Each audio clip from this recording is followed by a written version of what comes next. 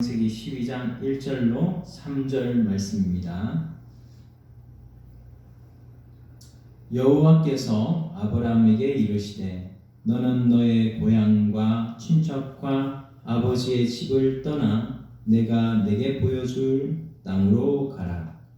내가 너로 큰 민족을 이루고 내게 복을 주어 내 이름을 창대하게 하리니 너는 복이 될지라.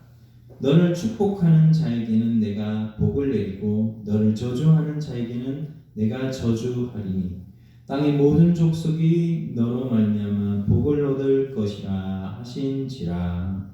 아멘. 네, 우리 이 아담 이후로 태어난 모든 사람은 아담의 씨로 태어났고, 이 감자가 심겨졌으면 감자로 자라는 것처럼 모든 인류는 그 아담의 원죄로 말미암아 다 사망과 저주 아래 태어나게 되었습니다. 그래서 로마서에서도 만물과 자연조차도 저주를 받아 본래 하나님을 영화롭게 해야 하는 자리에서 인류의 대표 아담이 범죄하는 바람에 모든 만물도 저주를 받아 가시와 옹곤키를 내었다고 말씀하고 있습니다. 오늘 창세기 4장에서 6장까지는 홍수 심판이 있었음에도 인간들은 깨닫지 못하고 하나님이 징계를 내렸음에도 오뚜기처럼 또 일어나서 또 죄를 짓는 것입니다.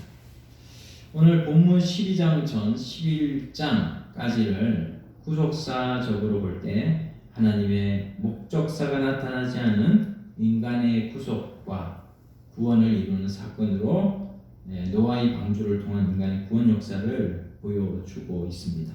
11장까지 그렇게 보여주신다는 것이죠.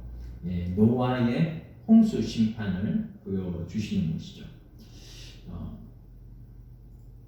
여기까지가 이제 역사의 이 노아까지의 홍수 심판, 그리고 인류가 어떻게 이렇게 바벨탑 사건으로 흩어지게 되었는지를 말씀해 주시고 보여주시는 것입니다. 이제 12장부터는 이 구속사적인 관점도 12장부터도 또 구속사도 있지만, 이 구속을 시키고 나서 목적이 있다. 하나님의 목적과 계획과 의도가 있다. 이것을 목겟도라고 합니다.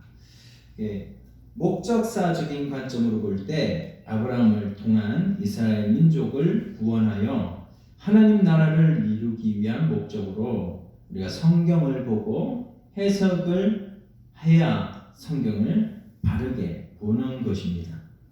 성경은 구속사적으로 보고 해석을 하는 것이 좋습니다. 물론 맞습니다. 그러나 구속사만 성경에 있는 것이 아닙니다. 성경에는 목적사가 있어요.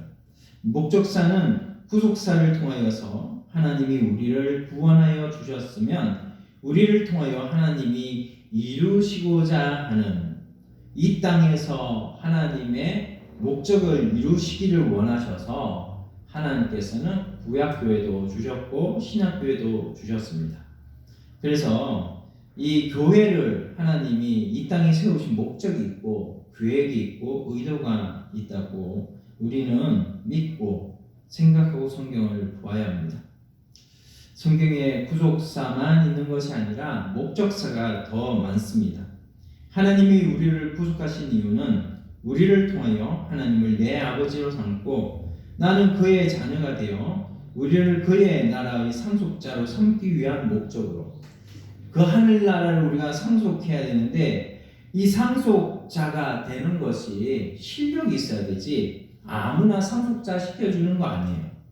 우리가 상속자가 되려면 자기가 자기의 실력을 증명해야 상속자를 시켜주죠. 우리가 이 상속자를 삼기 위한 목적으로 하나님께서는 우리를 죄에서 예수 그리스도의 십자가의 대속으로 살려주셨고 우리를 자유케 하셨습니다. 그것뿐만 아니라 우리가 하나님의 진리의 말씀, 예수님은 이제 우리와 말씀으로 같이 함께 하시죠. 또 이 진리의 말씀, 이 예수님의 말씀대로 순종해서 하나님의 살아계심을 알고 하나님은 인간이 할 수 없는 치료하시는 하나님, 모든 인간의 마음과 몸의 질병을 치유하시는 하나님임을 알라고 우리를 살려주셨습니다. 바로 인격적인 교제를 이루려고 우리를 조건 없이 살려주신 거예요. 그리고 마지막에는 우리로 영원한 하나님의 나라로 인도하시고 하나님 나라의 유업을 있게 하시려고 우리를 구원하셨어요. 이런 하나님의 목적사가 있다는 거예요. 우리를 죄에서 속량하셨다. 이게 전부가 아니라 이 땅에 이제는 죄를 속량하시고 나서 이제는 다 교회가 됐는데, 에클레시아 교회가 됐는데, 이 교회가 이제는 하나님 앞에 해야 할 일이 있다는 거예요. 그 해야 할 일이 뭐냐면은 하나님은 아버지 되시고 나는 그의 아들이 되는 이 삶을 이루어가야 되고, 또 두 번째는 하나님과의 인격적인 교제를 이루어야 됩니다. 그냥 하나님 교회만 왔다 갔다 하나님 말씀은 계속 들려지고 그냥 나는 한 귀로 듣고 한 귀로 흘려버리고 아무것도 남는 것이 없는, 아무런 인격적인 교제도 없는, 하나님의 말씀을 들어도 그 말씀대로 순종함이 없는 그런 삶을 살아가는 것은 하나님의 목적과 하나도 상관없는 삶이다라는 거예요. 하나님은 그런 삶을 살라고 우리를 속량 죄사함을 입혀주신 것이 아닙니다. 그리고 하나님은 마지막에 우리를 천국으로 인도하시고 천국에 하나님의 기업을 있게 하시려고 우리를 이 땅에 두신 거예요. 그래서 우리가 교회를 있을 때 하나님의 이 목적을 알고 하나님의 의도를 알고 성경을 바라보고 성경을 지켜 살아가는 자는 눈에 힘이 들어가고 눈이 반짝반짝 빛나고 예배를 들어도 예배에 기쁨이 있고 감사가 있고 내가 이 말씀을 받아가지고 일주일 동안 이 말씀대로 살아가야지 하는 이런 적극성이 보이는데, 그렇지 않는 사람은 그냥 예배에 와서 시간만 때우러 오는 사람들이 얼마나 많은지요. 우리가 하나님 앞에 이런 삶을 살아가면 안 되겠습니다. 우리는 하나님께서 목적이 있으셔서 우리를 살려주셨다. 우리를 죄에서, 마귀에서, 사망에서 자유와 해방을 주셨다. 그러므로 우리는 날마다 어떻게 해야 됩니까? 죄와 싸우면서, 죄를 짓지 않으면서 어떻게든 죄를 안 지으려고 이렇게 해야 되고, 또 의를 이루어야 되고 하나님의 계명 말씀대로 순종해야 되는 것이 의지요. 그리고 하나님과 동행하면서 영생에 산 소망으로 그의 나라와 그의 의를 구하는, 행하는 우린 그런 사람이 되어야 됩니다. 마태복음 6장 33절 34절에 너희는 먼저 그의 나라와 그의 의를 구하라. 그리하면 이 모든 것을 너에게 더하시리라. 이렇게 말씀해 주셨죠. 그 앞에 육신적인 것 다 말씀하죠. 공중에 나는 새를 보라. 들의 백합화를 봐라. 그거 다 하나님이 입히시고 먹이시지 않느냐. 하물며 너의 일까 보냐. 그래서 33절에 너희는 먼저 그의 나라와 그의 의를 구하라. 그러면 내가 이 모든 것, 앞에 말한 모든 것 너희에게 다 더해 주신다. 하나님의 말씀이 오늘 살아있는 말씀이 우리 믿읍시다. 그래서 하나님의 뜻을 이루는 주의 백성들이 다 되기를 소원합니다. 오늘날 이런 관점으로 성경을 본다면 우리가 아브라함의 이 부르심의 역사 속에서 이 부르심의 말씀을 듣고 우리가 어떻게 해석하고 바라보아야 할까요? 하나님의 역사 세계 속에서 인간을 어떻게 구원하고 어떻게 행하시는지를 눈여겨볼 필요가 있습니다. 먼저 11장 창세기 11장 31절 제가 아까 오전에 이게 좀 복잡해서 제가 오후에 자세히 설명해드리겠습니다 라고 했죠. 11장 31절 말씀을 보면 이렇게 말씀해요. 데라가 그 아들 아브람과 하란의 아들 그 손자 롯과 그 차부 아브람의 아내 사레를 데리고 갈대아 우르에서 떠나 가나안 땅으로 가고자 하더니 하란에 이르러 거기 거하였으며 데라는 205세를 향수하고 하란에서 죽었더라. 이 말씀이 있고요. 신약에는 스데반의 글에 이런 말씀이 있어요. 사도행전 7장 4절. 스데반이 이 말씀을 하고 돌에 맞아 죽거든요. 거기에 보면 스데반이 아브라함이 갈대아 사람의 땅을 떠나 하란에 거하다가 그의 아버지가 죽음에 하나님이 그를 거기서 너희 지금 사는 이 땅으로 옮기셨느니라. 이런 말씀을 합니다. 이 말씀을 보면 하란에 아브라함의 아버지가 바로 데라인데 데라가 하란에 거하다가 데라가 죽고 아브라함이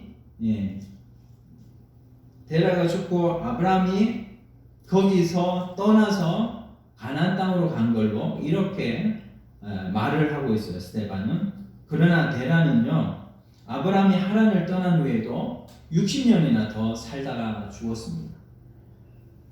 데라가 70세에 낳은 아브라함이 75세에 하란을 떠났으니까 데라는 145세가 되었고 205세에 죽었으니 60년을 더 산 것이 맞죠. 그래서 우리가 성경을 이렇게 본다면 스데반이 왜 그렇게 말한 것인지 좀 더 연구가 필요하겠다. 그래서 데라가 205세를 향수하고 죽었는데 데라가 왜 그렇게 왜 데라가 오래 살았는데 왜 스데반은 그렇게 말했을까? 좀 몰라서 그랬을까 모르겠는데 그 안에는 또 속뜻이 또 있겠죠. 어쨌든 이렇게 11장 31절 32절에 그렇게 나와 있습니다. 자, 그리고 이제 여기에서 우리가 오늘 본문에서 하나님의 명령을 좀 보고 또 그 명령을 따른 결과를 좀 보려고 해요. 1번 첫째로 보면 너의 본토 친척 아비집을 떠나 이렇게 말씀합니다. 여기 보면 여기 12장 1절에 너는 너의 고향과 친척과 아버지의 집을 떠나 내가 내게 보여줄 땅으로 가라. 이게 바로 하나님의 명령이에요. 이 명령을 좀 쪼개어보면 너의 본토 친척 아비집을 떠나라. 그게 먼저입니다. 본토 친척 아비집에는 뭐가 많지요? 좋은 것들이 많지요. 안락한 생활. 벌써 아버지가 벌써 좋은 그 터를 다 잡아놨잖아요. 그러니까는 안락한 생활이 있고 또 거기에는 친구들도 많고 즐거움이 있고 기쁨이 있고 친척들과 친구들이 있습니다.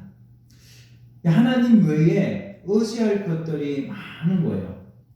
그러면 하나님이 보이겠습니까? 친구들, 친척들, 또 즐거움 이런 것들이 있을 때 우리는 하나님을 보지 못하는 거예요. 그러나 하나님은 하나님 외에 의지하는 많은 것들에 대해서 떠나라고 명령을 하십니다. 내가 이러한 것들을 하나님 자리에 놓고 그것이 나에게 즐거움과 기쁨과 편안함을 가져다 준다 라고 이렇게 생각이 드는 그 무엇이 있다면 내가 하나님 자리에 내 중심에 하나님 자리가 있는데 그 자리에 하나님을 내리고 그 자리에 다른 것을 올려다 놓은 것이 있는가? 우리가 우리 자신을 한번 돌아봐야 되겠죠. 그런 우리들이 된다면 우리가 우리의 생각에서 우리의 중심에서 떠나가야 합니다.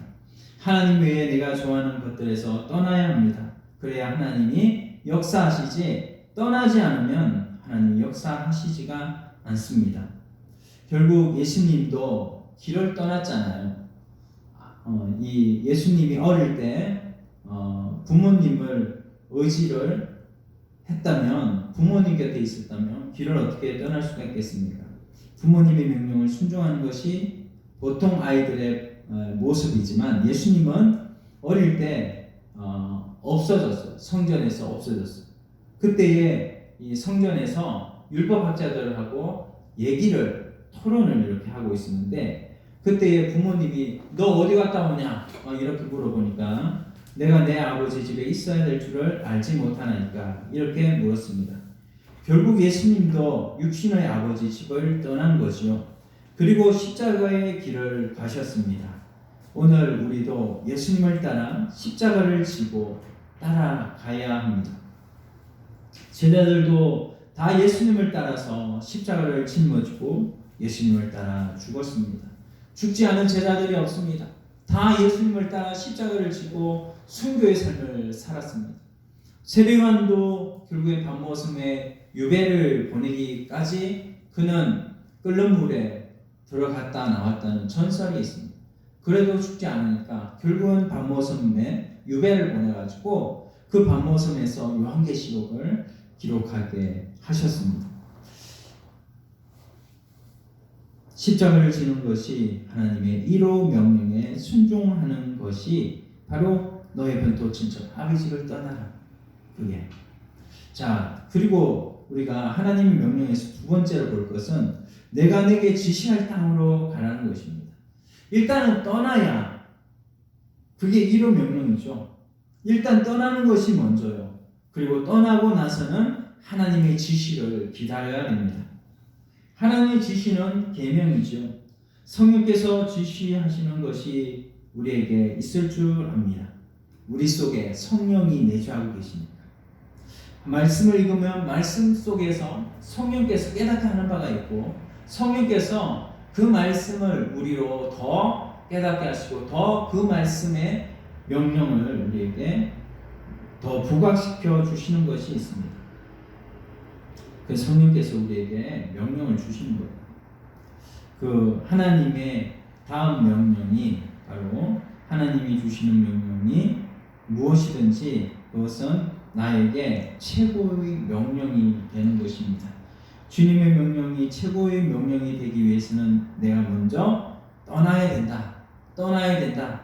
내가 좋아하는 그 어떤 것으로부터 내가 좋아하는 습관이나 내가 좋아하는 성격이나 내가 좋아하는 그 어떤 것으로부터 떠나야 된다.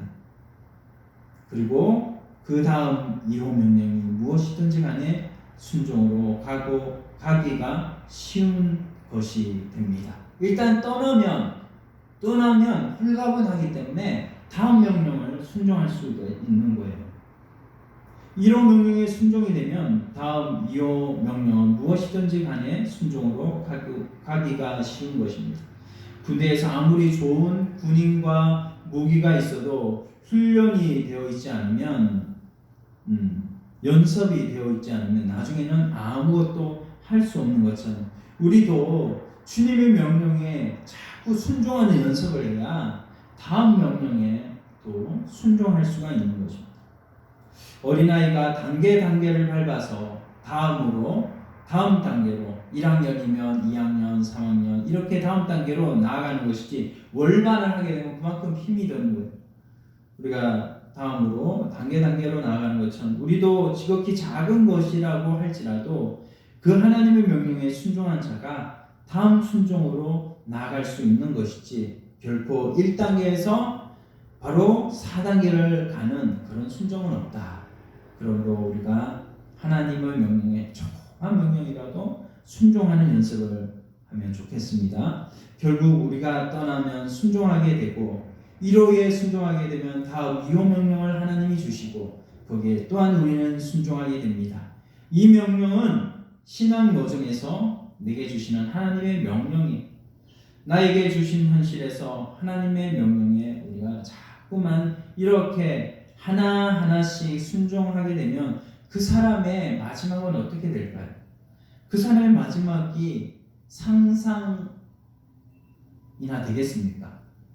이렇게 순종을 계속하면 그 사람의 마지막은 정말로 하나님의 형상을 덧입어가는 인간으로서는 최고의 경지에 오를 수 있는 이런 사람이 되겠죠. 그때 주시는 말씀, 우리 성령의 영감, 또 양심, 선한 양심, 신앙 양심, 또 우리에게 진리가 있습니다. 우리는 여기에 순종해야 돼요. 먼저 십자가의 내 모든 하나님 없는 생각과 사상과 그 고집들을 십자가의 못을 받고 그 다음에 하나님의 진리와 영감을 기다려야 합니다. 그리고 우리가 진리와 영감을 받았으면 그게 또 바로 순종해야 합니다. 자, 이게 하나님의 명령 두 가지. 자, 하나님의 복이 또 이 두 가지에 순종했을 때 하나님의 복이 있어요.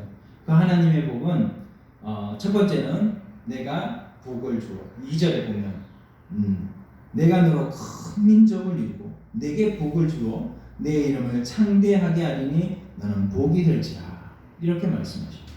내가 복을 주어 너로 큰 민족을 이룬다. 이렇게 말씀하셨습니다. 내가 순종하면 하나님 큰 민족을 이루게 하시고 내 후손이 번영하게 해주십니다. 순종하면 할수록 하나님께로 더 가까이 나아가는 것이고 하나님은 더욱 민족을 크게 해주십니다. 나로 인해서 더 큰 민족을 이루게 하신 거예요. 지경이 날마다 넓어지는 거예요. 하나님을 믿는 하나님의 백성이 하나님 앞에 복을 받는 것입니다. 여러분, 하나님을 믿는 자는 더 큰 복을 받는 거예요. 우리 이 신학교를 세웠던 요나단 에드워즈라는 사람, 그 사람의 후손이 미국에 890명이 5대까지 후손이 세워보니까 890명이었어요. 근데 이 요나단 에드워즈의 후손 중에 부통령이 한 명이 나왔고요. 그리고 또 이 교수들도 많이 나왔고 다 장로 집사가 286명이었고 890명 중에, 그리고 뭐 이 발명가들도 많이 나오고 대학 교수가 80여 명 정도 나오고 이렇게 복을 받는 거예요. 그렇지만 술 장사를 많이 해서 돈을 많이 벌었던 마커스의 술차라는 사람은 1062명의 5대까지 후손이 있었지만 그 후손들을 보니까 그 후손들이 전부 다 술 장사를 하고 뭐 마약 중독자들, 불황무식한 사람들, 이런 사람들이 대부분이었다는. 우리가 하나님 앞에 이 하나님의 명령을 순종하고 따라가는 이 복이 얼마나 큰가. 지금은 잘 모르겠지만 내 후손 5대까지 후손을 보면 그 결과는 정말로 말할 수 없이 좋은 결과가 맺혀지게 되는 것입니다.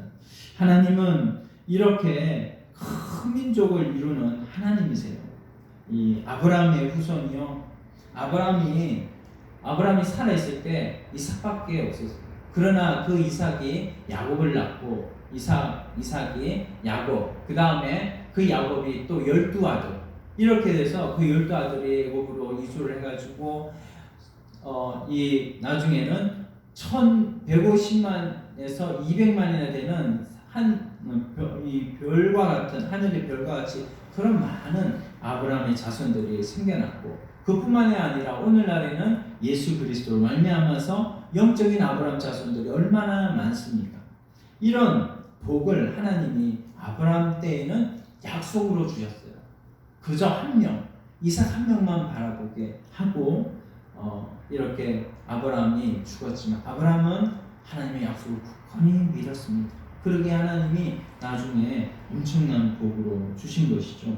우리도 내가 복을 주어 너로 큰 민족을 이루게 하신다라고 하는 이 아브라함이 주신 이 말씀을 기억하고 내가 하나님 앞에 나와서 하나님의 이 복을 받고 내 후손들은 5대까지 후손들은 정말로 하나님께서 귀히 쓰시는 이 세상의 별과 같은 자손들로 많게 해주실 것이라고 하는 이 굳건한 믿음으로 오늘날 말씀 하나씩 순종하다 보면 하나님이 더 큰 열매를 우리에게 보여주실 줄 믿습니다.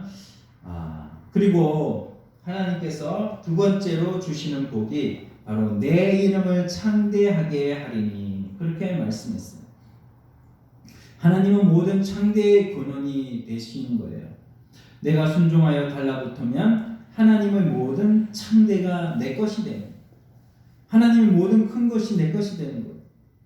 하나님 아버지의 모든 것이 다 이 상속자인 나에게 다 상속이 되는 거예요. 그 하나님의 말씀 하나씩 순종하면 그 순종한 것이 실력이 되어서 나중에 하나님의 것을 다 상속하면 하나님의 것이 결국 내 것이 되는 거죠. 하나님을 믿는 사람은 하나님으로 모든 권한을 삼아야 될 줄로 믿습니다. 다른 것으로 권한을 삼으면 안 돼요. 그것이 우상이고 우상을 만드는 것이 됩니다. 우리 세상을 떠나서 하나님을 따라가는 성도의 인격이 점점 커지는 이런 복이 우리 모두에게 임해서 모든 사람들, 하나님도 우리를 기뻐하시고 모든 사람도 우리를 우러러보게 되고 내 이름이 창대하게 된다는 거예요. 내 이름이.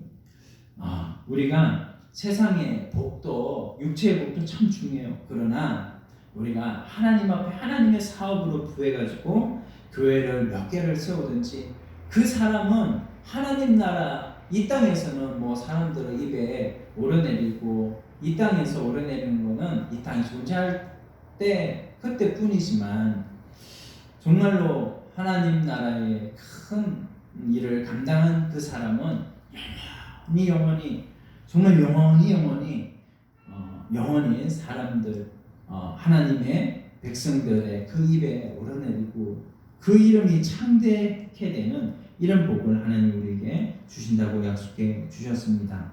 우리가 세상을 떠나서 하나님을 따라가는 우리 성도의 인격이 참 중요합니다. 정말로 우리가 과거에 무시당하고 멸시받던 인격이더라도 이제 그 자리에서 떠나서 말씀을 따라가면 점점 그 인격이 커져서 지혜로워지고 능력이 있게 되고 존귀하게 되어서 지혜를 통달한 자보다 더 나아질 줄로 믿습니다. 이것이 하나님의 놀라운 권능이에요. 내 이름을 창대하게 한다. 하나님의 두 번째 복입니다. 또한 하나님의 세 번째 복은 너는 복의 권원이 될지라. 우리 하나님 우리에게 말씀하십니다. 복의 권원이 된다. 우리가 복 자체가 된다는 거예요. 복의 권원, 복 자체가 된다는 게 얼마나 감사한 겁니까? 내가 이 신명기 28장에 하나님 말씀대로 순종한 그 사람에게 주는 복이 얼마나 큽니까? 그 하나님께서 그 말씀을 이 신명기 28장에 보면 네가 들어와도 복을 받고 나가도 복을 받고 너의 떡방죽 그릇이 복을 받고 내 몸의 자녀와 내 조지의 소산과 내 짐승의 새끼와 소와 양의 새끼가 복을 받을 것이며 내 강주리와 떡방죽 그릇이 복을 받을 것이며 내가 들어와도 복을 받고 나가도 복을 받을 것이며 하나님께서 나를 복의 권능으로 삼아주신다. 하나님이 그 사람을 보호하신다. 방패로 삼아주신다. 이것이 우리에게 최고의 복인 줄 믿습니다. 아브라함이 이 복을 받은 거예요. 하나님이 아브라함의 방패가 되어 주셨습니다. 어디를 갔으나 하나님이 그를 보호해 주셨습니다. 본토 친척 아비 집을 떠나서 말씀을 따라가는 사람은 이렇게 복 자체가 된다는 거예요. 우리가 가는 곳이 복이 임하고 또 우리가 떠나는 곳에는 복이 떠나갑니다. 내가 복의 권원이 된다. 참 좋은 말이고 귀한 말이고 나를 세워주는 말씀입니다. 본토 친척 아비 집을 떠나서 말씀만 잘 따라가는 사람은 복이 됩니다. 그 사람이 가는 곳에 복이 가는 것입니다. 노인들이 말씀을 잘 지키면 그 노인이 머무는 집의 자녀들이 잘 되고 복을 받는 거예요. 늘 기도하면서 말씀 잘 따라가니까 복의 권원이 되어가지고 그 노인이 있는 곳이 다 잘 되는 것입니다. 이처럼 우리가 떠나서 말씀을 따라가면 하나님이 복의 권원이 되게 해주신다.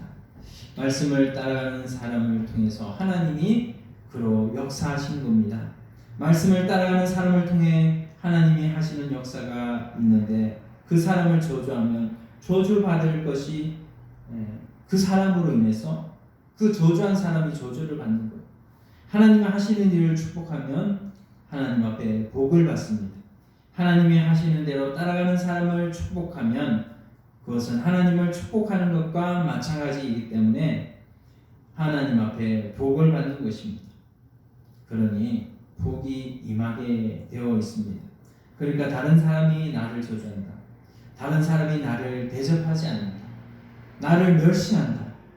이렇게 생각하지 말고 내가 하나님의 일을 하고 있다면 그거 상관할 거 없잖아요.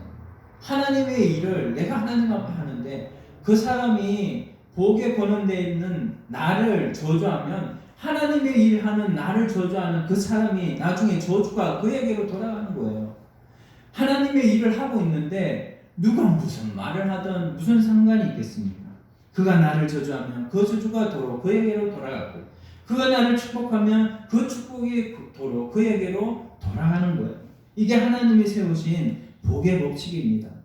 다른 사람이 나를 어떻게 말을 하고 어떻게 축복을 하든 우리는 상관하지 말고 나는 복의 권이 되신 주님의 일을 하면 하나님께서 그를 통하여서 하나님의 일을 잘 할 수 있도록 하나님께서 그의 주변의 모든 사람들이 그를 중심으로 해서 움직이도록 만들어 가시는 거예요. 우리가 누가 나를 멸시한다, 나를 기분 나쁘게 한다 이렇게 생각하지 말고 하나님의 인도만 따라 가시기를 소원합니다. 사람 앞에서 낮아진다, 높아진다 생각할 필요가 없습니다. 우리는 새 출발해야 합니다. 떠날 것을 다 떠나야 합니다. 그동안 이 세상에 얽매이고 죄악에 얽매이고 물질에 얽매이고 직장에 얽매이고 사람에 얽매이고 살았습니다. 그렇게 무엇에 얽매이면 말씀을 따라갈 수 없는 거예요. 게으른 습관도 떠나야 하나님을 잘 섬깁니다. 먼저 자신을 만들어서 하나님의 복이 임하도록 이렇게 자신을 만드는 자는 하나님의 복이 내게 임하고 내가 복이 되는 거고, 그리고 다른 사람들도 자기를 통해서 큰 민족이 되고 이름이 창대해지고 다른 사람도 나를 인하여 복의 권한이 되는 이 말씀을 따라가는 자의 이런 말씀으로 인한 이 복이 나뿐만 아니라 나를 통한 모든 사람들에게 다 이 복이 전파될 수 있는 이런 아름다운 복에 권한되는 저와 여러분들이 되어서 정말 남은 인생은 하나님의 복 자체로 살아가는 모든 여러분들이 다 되시기를 소원합니다. 이 말씀 생각하시면서 한번 간절하게 기도하기를 원합니다.